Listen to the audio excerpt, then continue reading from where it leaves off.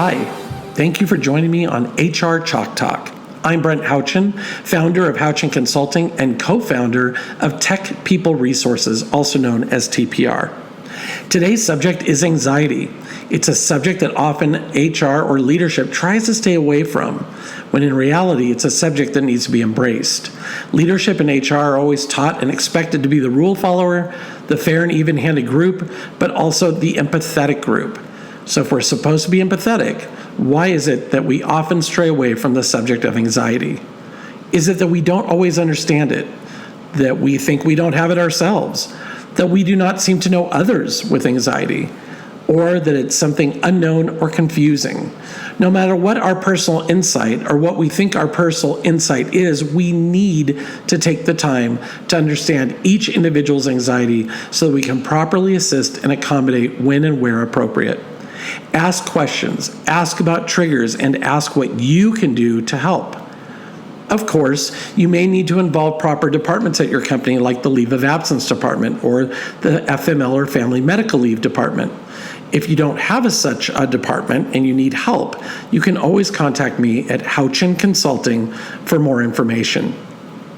According to the National Institute of Mental Health, over 40 million adults between the ages of 18 and 54 suffer from anxiety.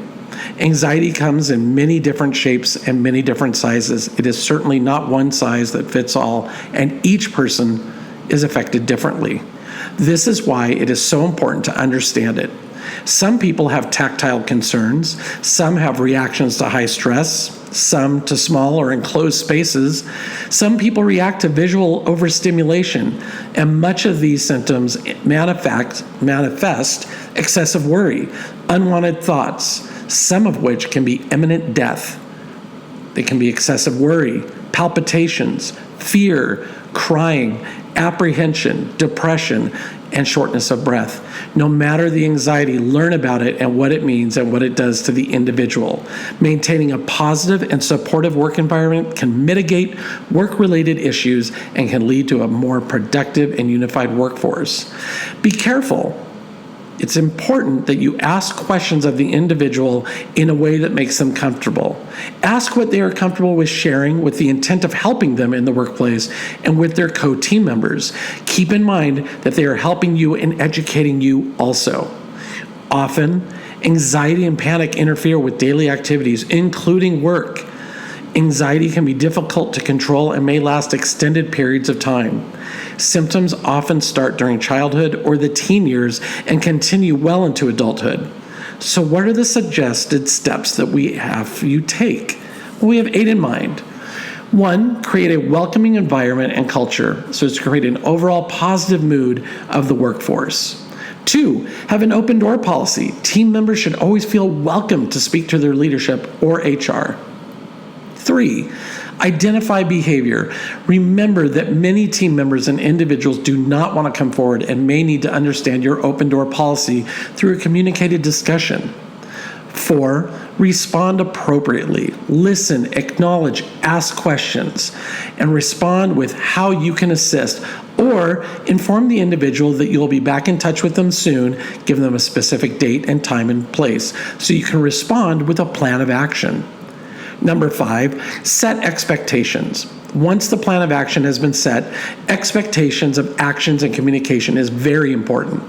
Concrete expectations lets the individual manage the situation to the best of their ability and possibly curb anxiety. Number 6, be flexible. Some days the team member may experience symptoms stronger than others. The team member may need more time for projects or assignments, with the expectation in mind that the team member will return to their project or assignment as quickly as possible when feeling better. Number 7, offer support through empathy and understanding. Demonstrating concern can have a great impact. And number 8, maintain confidentiality. This is very important. You want to ensure the individual's comfort with you, not to mention this is considered to be a health condition. You do not want to divulge HIPAA or be in violation of HIPAA. By maintaining confidentiality, you maintain the individual's trust. So what happens if we ignore our staff members' anxiety? What happens if we do not take the time to learn about it? It stands to reason that we will alienate the individual or make them feel as though they are not important enough to learn about. What does the culture of the company or organization feel like to them? You might believe the culture to be an accepting one of diversity and inclusion.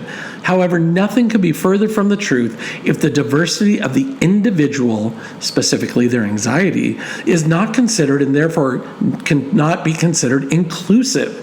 Diversity and inclusion needs to include everyone, including those with anxiety. I recently posted a graphic called What Anxiety Feels and Looks Like on my HouchinConsulting.com social media pages, which are Twitter, LinkedIn, Facebook, and Instagram. Check it out. There are also some great resources out there. I found pages on the internet called American Psychological Association Workplace Issues. Some great stuff there. Another is Facts About the Americans with Disabilities Act. Good thing to know. Mental Health America was one I just found yesterday that was really helpful. And of course, you can always reach out by contacting us at Tech People Resources for learning and development opportunities on any HR-related subject, or you can always reach out to me at Houchin Consulting for HR assistance of any kind. We are absolutely here to help. And remember, it's about respect. Your employees will thank you. Tune in next time to HR Chalk Talk as I review the subject of working with, understanding, and welcoming your LGBTQI team members. The more you know, the more you will succeed. Thank you for joining me today. Have a great week.